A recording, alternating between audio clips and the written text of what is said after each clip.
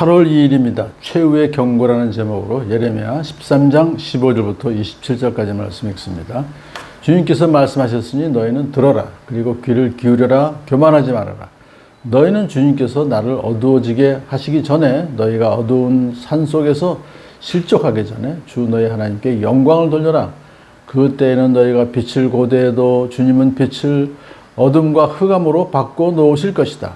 너희가 이 말을 듣지 않으면 너희의 교만 때문에 내 심령은 숨어서 울고 끝없이 눈물을 흘릴 것이다.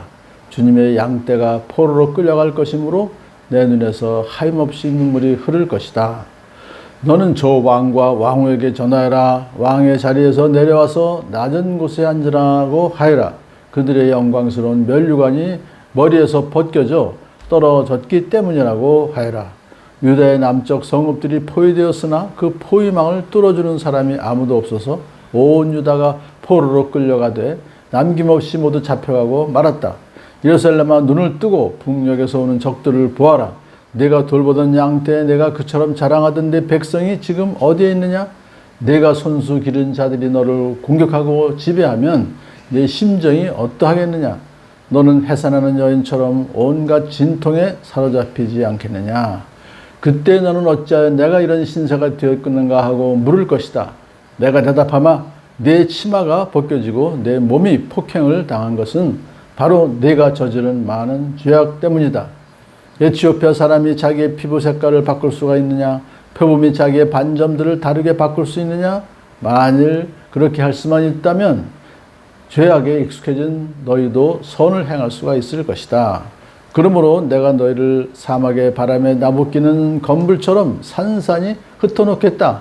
이것은 너의 몫이며 내가 너에게 정하여 준 배당이다. 나 주의 말이다. 너는 나를 잊어버리고 헛된 것을 믿었다. 그래서 내가 너희 치마를 얼굴까지 들어올려서 너의 수치가 드러나게 하였다.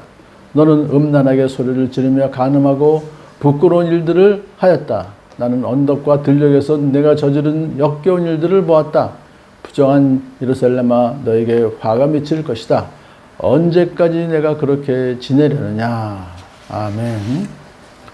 하나님께서 바로 앞에서 이제 이스라엘 유다는 끝장났다. 내가 완전히 끝장을 내겠다. 이렇게 이제 아주 굉장히 강하게 말씀하셨잖아요. 그런 것을 들은 이제 이 예레미야가 이렇게 전합니다. 말을 교만하지 말아라.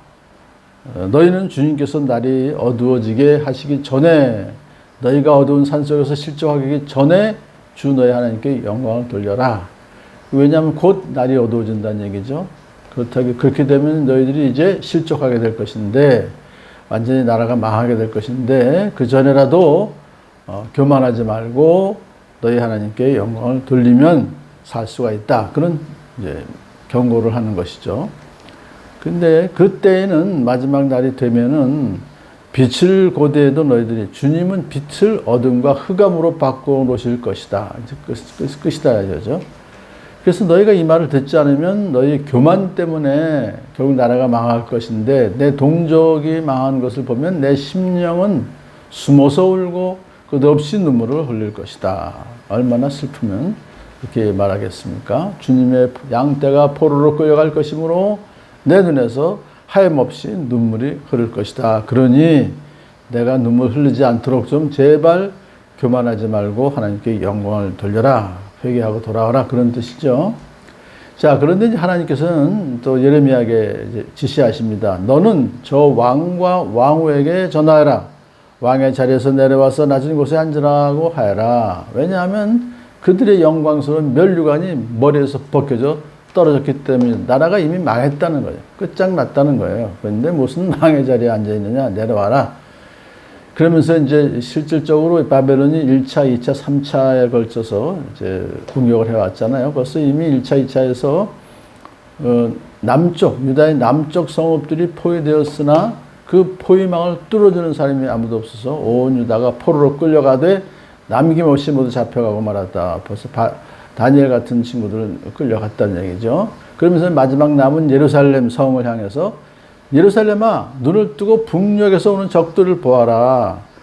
결국 이제 저들이 너희 이 성도 다 깨뜨릴 것이다 하면서 그런데 문제는 그 북녘에서 오는 적들이 어떤 사람이냐?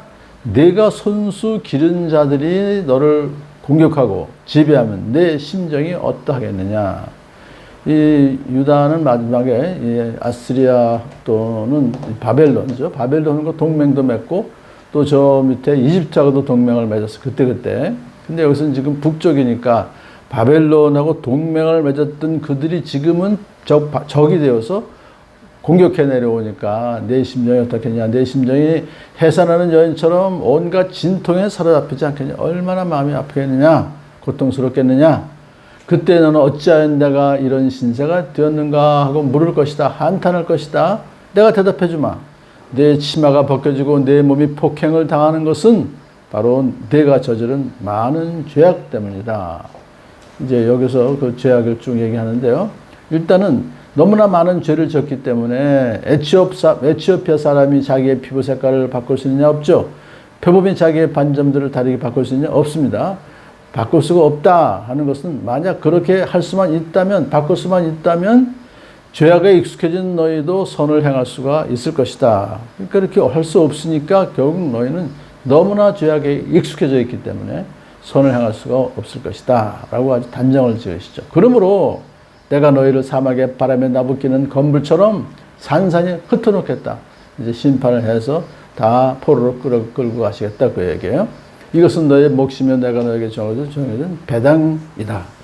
이건 움직일 수가 없는 것이다. 하면서 또 다시 말씀하십니다. 너는 나를 잊어버리고 헛된 것을 믿었다. 헛된 것이라는 것은 우상들과 이방 민족들을 말해요. 그래서 내가 너의 치마를 얼굴까지 들어올려서 너의 수치가 드러나게 하겠다. 너는 음란에게 소리를 지르며 간음하고 부끄러운 일들을 하였다. 이것은 우상을 숭배했다는 얘기죠. 나는 언덕과 들녘에서 내가 저지른 역겨운 일들을, 우상을 섬기는 것을 보았다. 그러므로 하나님을 섬기지 않냐고 우상을 섬기는 것은 부정한 거예요. 부정한 예루살렘아, 너에게 화가 미칠 것이다.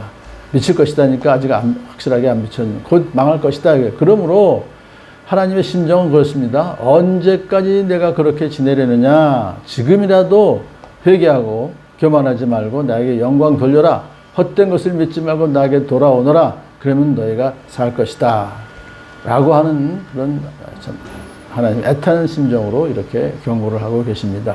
오늘도 우리 주변에서 아직 예수 믿지 않는 우리 참 가장 가까운 이웃이나 또 친지들을 생각할 때 그들에게 참 복음이 증거되어서 이러한 하나님 무서운 심판을 받지 않게 하려 하는 그런 애타는 예레미야의 심정, 하나님의 심정을 갖는 저 여러분들을 축복합니다.